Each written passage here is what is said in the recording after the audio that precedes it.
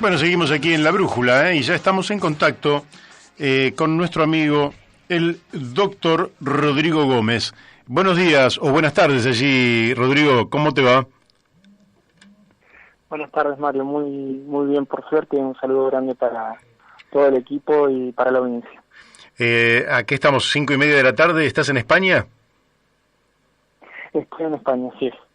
Bien. en la comunidad de Extremadura en este momento. Ah, qué lindo, qué lindo. Bueno, qué momento histórico te ha tocado, pero nosotros te vamos a aprovechar periodísticamente. Perfecto. En principio, aquí llega la información sobre un rebrote significativo de COVID, del coronavirus, un rebrote que nos gustaría nos dijeras, tantos desde el punto de vista cuantitativo como cualitativo, es decir, cuánto ha sido el impacto que ha tenido sobre la población y cómo está afectando, si tiene la misma virulencia que en el pasado o está, digamos, con menos virulencia que hace 6 meses atrás. ¿Qué nos podrías decir, Rodrigo? Bien, bueno, a grandes rasgos para dar un panorama y comparar un poco para la audiencia que tenga algunos rasgos o ideas de cómo está la situación por estos lados de la Tierra, teniendo en cuenta que Argentina tiene alrededor de 240 casos por millón de habitantes y alrededor de 11.412 muertes, por lo último que he estado viendo por aquellos lados. Paso algunos datos así generales para tener en cuenta. España tiene 29.747 muertes, que son 597 muertes por millón de habitantes. 600 Italia, muertes. 35.000, sí, casi 600 muertes por millón de habitantes. Italia, 35.610, lo que hace 586 muertes por millón de habitantes. Francia, 30.903. 454 muertes por millón, Portugal 1.867, 180 muertes por millón, y Reino Unido 41.717, lo que lleva a 704 muertes por millón de habitantes. Esto en cuanto a números crudos y también para tener una idea de las proporciones en cuanto a habitantes y muertes. Sí es cierto que ha habido una segunda ola de contagios, la cual todavía no se puede tener en cuenta o dimensionar el impacto, porque si bien han superado los números de 10.000 contagiados por día en España en estos últimos días, sí, todavía no se puede dimensionar la cantidad de contagios que hay, porque se están esperando que aparezcan o que se entiendan por dónde están las cadenas de contagio, que muchas de ellas no se pueden detectar, que han surgido en las últimas 2 semanas, y con la terminación de las vacaciones, que acá el mes de agosto es el mes más fuerte, lo que vendría a ser el enero argentino, es acá agosto, y bueno, se está procurando la vuelta a las clases, donde esa es una competencia que tiene cada comunidad autónoma, y algunas comunidades como la de Valencia aprovechó el receso estival para dejar todo en orden y comenzar un poco más organizados, y otras comunidades en la actualidad están tratando de adaptar ya con el inicio de clase el viernes pasado, y en esta semana han tratado de actualizar las dimensiones de los colegios y las ubicaciones de los niños y la cantidad de alumnos y la cantidad de docentes por cada alumno para poder encarar el nuevo ciclo, cosa que está bastante caótico y no se tiene en cuenta. En cuanto a la virulencia que vos me preguntabas, Mario, es interesante destacar que la gran cantidad de personas que fallecieron fueron en la primera ola, por una cuestión de que eran la gran mayoría personas de la tercera edad, y en la actualidad los hospitales todavía no están desbordados, sí han sufrido un gran incremento las unidades de terapia intensiva o cuidado intensivo, incluso con casos de reinfección, pero todavía no se encuentran desbordados, y tiene que ver con que la gran mayoría de los nuevos contagios son en personas de menor edad que han podido responder o en forma sintomática o de mejor manera frente al virus. Sin embargo, esto ha decantado en que en España el presidente pasara o traspasara la responsabilidad de pedir el estado de alarma o lo que se denominaría como volver a fases anteriores en cabeza de los presidentes de cada comunidad autónoma, para no tener que cargar con el peso político de haber cerrado determinadas comunidades o actividades de determinadas comunidades. Uh-huh. Y ha descontrolado bastante la situación, porque conforme a eso hay intendentes que dicen que los presidentes, que son de diferentes partidos, los están volviendo a fases anteriores con finalidad política y demás, y entonces conforme a en donde uno esté es que hay actividades que están permitidas, cerradas o reguladas de determinadas formas dentro de lo que es el territorio de España. Y lo mismo ocurre, por ejemplo, en Portugal, donde los dos focos más grandes de contagios en Oporto y Lisboa, que tienen medidas especiales, y el resto del país se encuentran con algunas restricciones más flexibles para poder transitar y llevar lo que sería una vida medianamente común. Sin embargo, el primer ministro de Portugal ha salido a pedir que, por favor, en comunicaciones oficiales le ha pedido por favor a la comunidad que respete las restricciones y traten de no contagiarse, porque una nueva cuarentena o estado de alarma sería catastrófica para la economía del país. Ahora, teniendo en cuenta los millones que vienen de la Unión Europea, sí. Ahora me dejas una impresión que es lo que uno observa en la Argentina. En la Argentina, en general, si vos sos... Acá se ha dado una situación muy extraña, ¿verdad? Porque vos tenés un virus, una epidemia local, una pandemia a nivel internacional, y uno debería dejar todas sus banderías políticas a un costado y actuar de la manera por lo menos más razonable que se entienda. En la Argentina se produce que si vos sos oficialista, sos pro cuarentena, y si en cambio fueras macrista, por ejemplo, sos anti cuarentena. Parece que en Europa algo de esto también hay, porque por lo que vos me decís, ¿es así o es una falsa señal que tengo yo? Mirá, es tan así que me dejás dos aristas que, si nos da el tiempo para poder exponerlas, las podemos exponer a nivel general o la profundidad que lleguemos a hablar. Pero la primera de ellas es tan así que el proceso del Brexit, que tanto sonó y tanto se habló en determinado momento y que parece quedar opacado por esta pandemia, tiene una relación directa de oportunismo político con la pandemia. Ah, mira. Así que en un primer momento, digo, como eran dos aristas, podemos hablar del problema de Cataluña y demás, de presupuestos y fondos europeos que vienen de ayuda para reconstruir la situación económica después de la pandemia, y podemos hablar en la otra arista, que es con la que quisiera empezar, es con la situación del Brexit, en donde Johnson, teniendo en cuenta que el golpe económico se ha sentido y ha dado o ha acusado sus efectos en la comunidad, y toda la comunidad lo ve o lo entiende como una situación de venida de la pandemia, ha aprovechado para presentar un proyecto de ley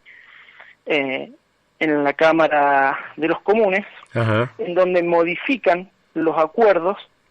que ha tenido o que había llegado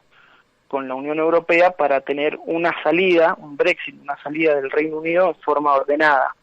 Esto quiere decir que no se corte abruptamente las relaciones económicas, las relaciones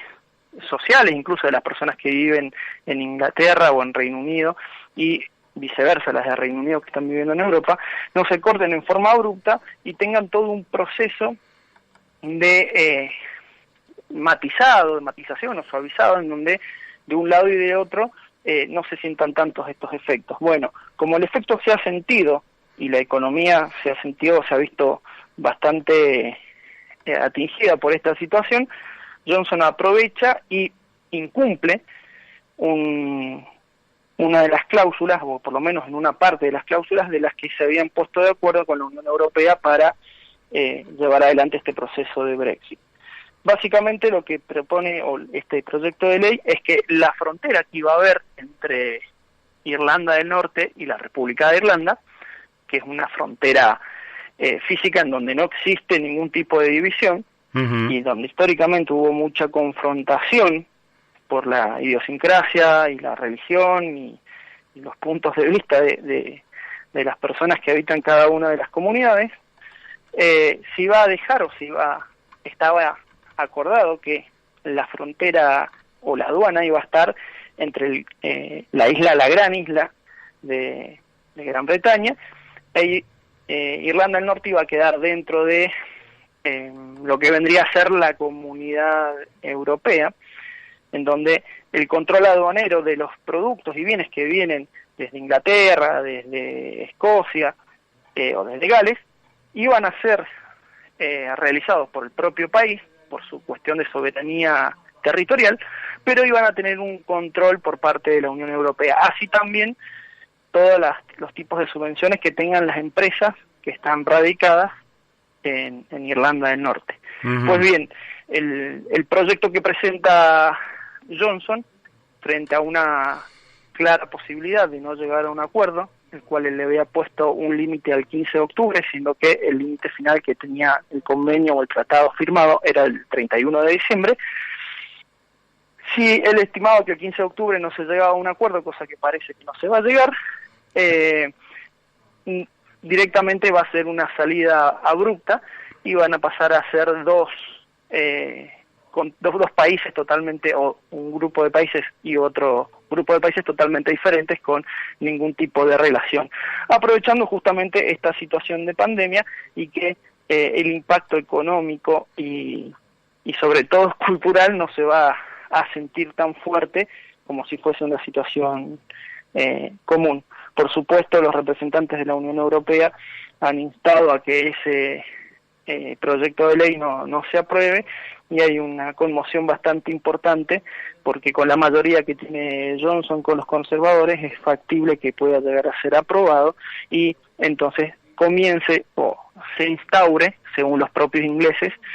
esta idea de que los ingleses respetan la palabra empeñada, las leyes y los tratados, y ahora que tienen que salir al mundo solos, empezarían incumpliendo un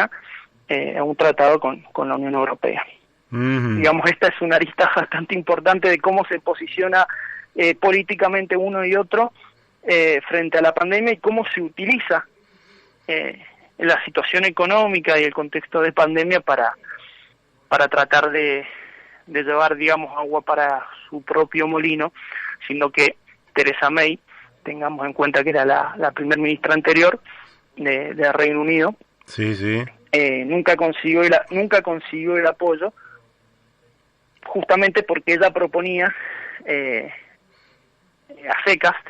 que Irlanda del Norte quedase dentro de lo que sería la Unión Europea, y entonces los conservadores decían que estaba vulnerando la soberanía o la integridad territorial. Cuando Johnson llega a un acuerdo un poco menos claro de lo que quería Theresa May, y por eso recibe el apoyo de los congresales luego de haber votado y tener sus mayorías en los parlamentos, ahora después de haber firmado eso, procura cambiar un tratado internacional con una normativa propia, algunas interpretaciones jurisprudenciales que le darían pie para poder hacer eso. Así que bastante convulsionado conforme a la pandemia, sea de un lado o de otro. Se puede hablar por el norte de Europa, y algo similar ocurre en España cuando hablamos del conflicto en Cataluña. Dale, con eso vamos a ir cerrando. ¿Cómo está? Acá te aclaro que lo digo esto para nada más que para interrumpirte, pero Daniel Pérez me dice que su sobrina, que vive en Barcelona, tiene COVID-19, se está recuperando ahora. Así que simplemente era para molestarte y para que te sirva de introducción cómo está la situación en Cataluña, hacer un cortecito nada más. Decinos. Bueno, sí, un gran abrazo para Daniel, y de paso también comentar que esta segunda ola empezó por las comunidades de Aragón y por Cataluña, y claramente cuando la política atraviesa esta situación y el presidente delega las posibilidades o las potestades en los presidentes autonómicos, Torra, el presidente de Cataluña, comienza a barajar la posibilidad de pedir que se declare el estado de sitio en su propia comunidad, y a partir de ahí que recaigan en él las decisiones de cómo llevar adelante todas las medidas de salubridad pública, comienzo de las clases, cierre y apertura de los bares o de los restaurantes, de la restauración y demás competencias que lo transformarían o lo acercarían bastante a lo que sería un presidente de un país, ¿no? Claro. Sin tener que contrastar. Claramente eso hace ruido y eco en las instancias de Madrid, digamos, del poder central, donde el Partido Popular, que actualmente se encuentra en el ojo o en el foco de una tormenta, a cuenta de que, habiendo sido el gobierno anterior en cabeza de Rajoy, el presidente utilizó los servicios de inteligencia del Estado para llevar adelante investigaciones ilegales a los miembros de su propio partido. Entonces está políticamente atravesada la discusión de los de la derecha o de los del PP, que dicen que se les podría llegar a dar con este tipo de potestades a Barcelona o a Cataluña las tan mentadas libertades para tratar de ser un país independiente, y por el otro lado se le achaca la utilización del sistema estatal a la derecha con los fondos públicos en pos de sus intereses particulares, perseguir y denostar a diferentes personajes dentro de su propio partido. Frente a todo esto, el trasfondo, 750.000 millones de euros que vienen desde la Unión Europea, de los cuales 140.000 millones de euros entran para el Reino de España, deben ser aplicados o utilizados conforme al presupuesto a aprobar. El presupuesto a aprobar tiene que pasar por la legislatura, y para poder tener la aprobación en la legislatura, el Partido Socialista Obrero Español necesita no solamente los votos que ellos poseen, sino también los de Podemos, que es una formación de más izquierda todavía, y por sobre todo los votos de Esquerra Republicana de Cataluña, es decir, los grupos independentistas de izquierda, nacionalistas de izquierda, que le dieron la posibilidad de ser elegido y lo mantienen actualmente. Entonces, en este tire y afloje, digamos, en medio de la pandemia, de qué se hace con el dinero de qué se podría llegar a hacer con el dinero que viene de la Unión Europea para tratar de revertir las situaciones que en la calle se puede ver, no solamente en la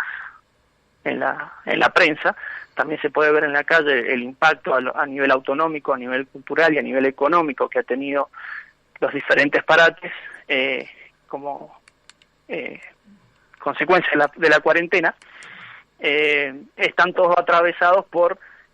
además de izquierda y derecha, como vos estabas hablando, Mario, de si sos oficialista u oposición, acá además de izquierda y derecha existe independentismo o no independentismo. Claro. Tanto allá en el Brexit, digo en el norte, como acá en el sur, entre Cataluña y algunas otras comunidades que están procurando mayor independencia o incluso la independencia total. Bueno, Rodrigo, te agradecemos muchísimo la participación, el tiempo se nos ha ido, las dimensiones, las has tomado, la sanitaria, la política, la territorial, de manera tal que vamos a seguir conversando porque nos interesa sobremanera, y en términos globales, yo que simpatizo con todos los pueblos que buscan la independencia, no me gusta para nada la desintegración territorial de los países, y me parece que no es un buen camino. Pero de todas maneras lo vamos a seguir charlando y vamos a ver cómo evoluciona todo. No depende de nosotros, lógicamente. Te mando un fuerte abrazo. Perfecto, Mario. Un abrazo y a disposición para cuando lo necesiten. Dale, bárbaro. Suerte. Bueno, hemos hablado con el doctor Rodrigo Gómez, desde España, argentino, que ustedes lo han escuchado, un informe muy pero muy minucioso de la actualidad sanitaria, política, regional de una Europa que está en crisis, también como nosotros, quizás sin tantos pobres, pero en crisis sin lugar a duda. Vamos a la tanda de la radio y después vamos a estar hablando con nuestro invitado sobre Rubén Fama, sobre la marcha al campo, un proyecto que es para que le prestemos muchísima atención.